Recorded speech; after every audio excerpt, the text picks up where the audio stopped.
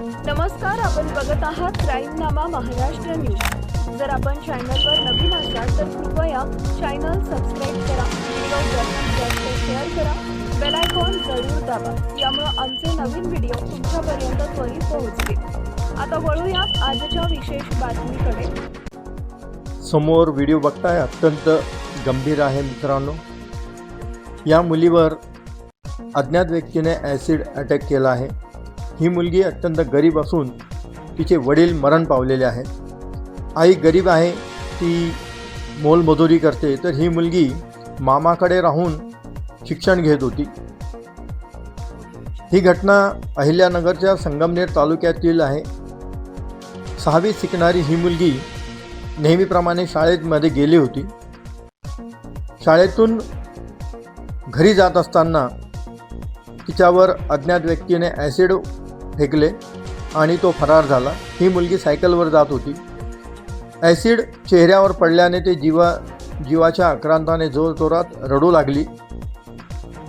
लोक जमा झाले आणि कशीबशी तिला सावरलं आणि हॉस्पिटलमध्ये घेऊन गेले।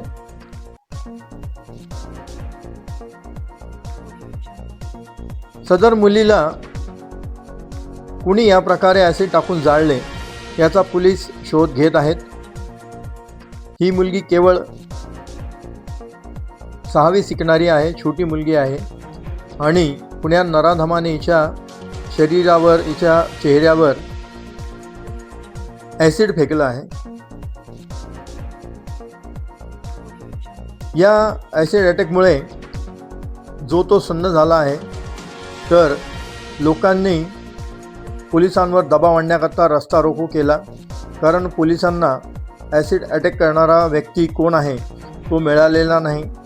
पोलीस CCTV तपासत आहेत, तसेच तांत्रिक बाबींवर जोर देऊन ॲसिड अटॅक करणारा कोण आहे याचा शोध पोलीस घेत आहेत।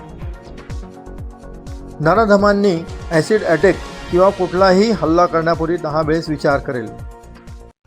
कायद्याने याला भर चौकामध्ये शिक्षा झालीच पाहिजे, अशी मागणी गावातील लोक करत आहेत।